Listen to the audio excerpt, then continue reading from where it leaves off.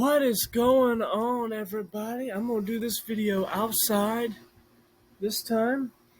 We'll change the scenery. My family, we're gonna be going to the beach tomorrow for a week, so that's gonna be great. Alright. But what I want to talk about in this video, for anybody who may be watching that's involved in a business, wants to get into a business, wants to start a business, even if it's my future self that's watching this video back for some reference. This is going to be a couple of business tips that I'm learning as I'm kind of getting started with my life of hopeful success in the future. And it's going to be not to be too focused on either side of your business ledger. I'm going to have to get that screen repaired because I'm having to use this binder clip to make sure the screen is good. Yeah, because it's all cracked again. Oh well. I can get it done. But what I mean by not being focused on too much on either side is when you run a business, there's two sides to it. There's the business side, of course, but then there's the side that makes the business. This is going to be what your idea is, what your product is. Right? I'm going to use these two examples. The first example I'm going to use is Famous Amos Cookies. Okay? Famous Amos was founded by Wally Amos, right? In 1975 with a store on Sunset Boulevard in Hollywood. And within the next 15 years, Wally was completely out of Famous Amos. He wasn't business-minded, so therefore he wasn't always making the best decisions for his business. He was so focused on being a Famous Amos and being famous and getting the cookies out there and promoting his cookies, his product. He didn't focus on the business side so much. So he would get some investors say, hey, just give me the money and that'll take care of everything. Well, that doesn't work that way. And it didn't for him. So he kept selling off more shares of his company. Hey, here, take 10%. I'll take this much money. 10%. Eventually, he just ran out. And they had to sell the company to, I think, the Shamsby Group or something like that. And he wasn't with Famous Amos anymore. And he hasn't been with them ever since, except with the exception of a small stretch of time, maybe around 2000 or so, when Hasbro invited him to come be the spokesperson, but he didn't want to be just a spokesman for a company. You know, he wanted to be the guy because it was his original company. And so ever since then, he's tried to start a few other cookie companies, but again, he's just not the business mind, so they haven't taken off like Famous Amos did. Right, so he was so focused on the product that he neglected the business. Now, I'm going to use another example. I was going to use two. That's going to be the first one. The second example is going to be the first decade of the Houston Astros baseball franchise. This is the opposite. What prevented that team from competing so much was the team was focused so much on the business side, they neglected what was making their business. They neglected the on-field product, the product that they were selling, this sports team. Okay? And so with the Astros, what they did was they got a franchise in 1962. It was called the Houston Colt 45s, named after a Colt 45 gun.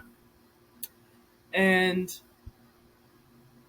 Paul Richards, Tel Smith, and Bob Smith, three higher-ups in the Houston franchise organization, had managed to get a really good bit of quality players that turned out to be really good Major League Baseball players. Some of these guys were Jimmy Wynn, Joe Morgan, Rusty Staub, Larry Durker, Jerry Grody. Let me keep thinking. John Bateman, although injuries kind of shot him a little bit. Dave Justy, and there are some others here and there. But they had a good core of players. Right? And it's rare for a team that young to sign so many high quality players and they all turn out good at the major league level. And so you're thinking, oh, this team's going to be destined to compete. And this is the early 60s. So by the late 60s, you think, oh, this team's going to be destined to compete, to win. If not the late 60s, the early 70s. And that would have been a very reasonable thing to speculate. However, Bob Smith eventually left because the owner of the team, Judge Roy Hoffines, former mayor of Houston, who had pioneered and had designed the world's first indoor sports arena of its kind, known as the Astrodome, where the Houston Ball Club played at, and was later they renamed it the Houston Astros once they moved into the Astrodome. They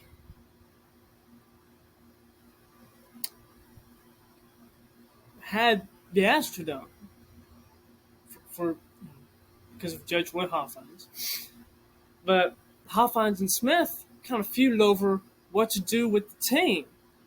Smith wanted to do some things with the baseball side. Hoffines wanted to do some things with the business side. And they couldn't come to an agreement, so Bob Smith just left. And so Hoffines ended up taking sole ownership of the team. And Hoffines was not a sports mind. He was not the baseball mind. He was the business mind. And so that's what happened. He had a business mind. Spec Richardson became the general manager. He made a series of awful trades, trading away a lot of those really good players for guys who were okay, but they cost less.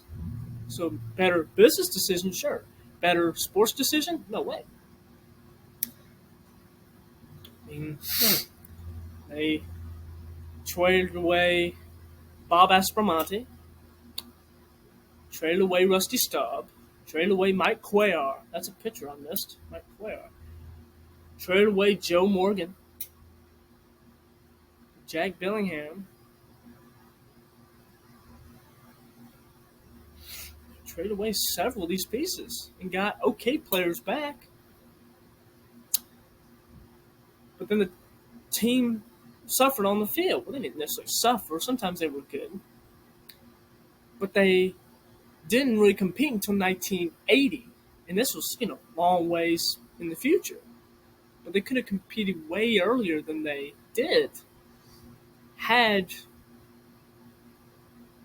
the business owners allowed for the people who knew the sports side, who knew what was making the business, to have more of a say-so, rather than drive them away. But Judge Roy Hoffines also would not give checks to his players. They wouldn't get a check, say, here's your paycheck. No, all the money went to Hoffines' account, and the players had to write a check for cash to get it, allowing for the money to stay in Hoffines' bank and for Hoffines to collect the interest on the players' money. Good for business? For him, sure. For the players, why would you want that? You're only fueling the pockets of this rich guy who doesn't give a dang about you. And so they didn't compete that well. Not until they got guys like him out of it. And so there's your stark differences of what can happen if you're too focused on the brand side, where Wally Amos eventually just ran out of his own $1 million company, and now these days he's nearly broke. He's 86 years old and he's somewhat destitute. And the Astros, where sure they were making some money, but they didn't have anything to show for it.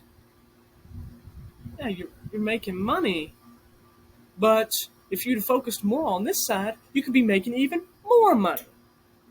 A winner is going to bring you money in the sport. So as much money as they thought they were making, if they didn't want to invest it too much. They had these investments of players, but they kept wanting to trade them away. It's almost like a stock that you got rid of too early. They'd have waited a little while, they'd have gotten a bigger return for it. Keep them around and get you a pennant, get you a World Series title. All right. So, hope this is kind of a good, informative video to help you kind of realize the positives and the negatives of each mindset and how it's important to try to balance both of them. Or if you can't, if you lean to one side, get a partner that leans the other way. If you're more on the brand side, get somebody who leans on the business side. If you're more on the business side, get a partner that leans on the brand side. All right? So that's good. A lot of times it's good to have mentors and things like that for those purposes. More often than not, it's typically a guy who's focused with the brand and he needs somebody to help him out with the business and logistics side. And so a lot of times you can find that. But yeah, I think this is good. Hope that you're able to find this video entertaining and informative. And so let me know what y'all think. Thank you very much.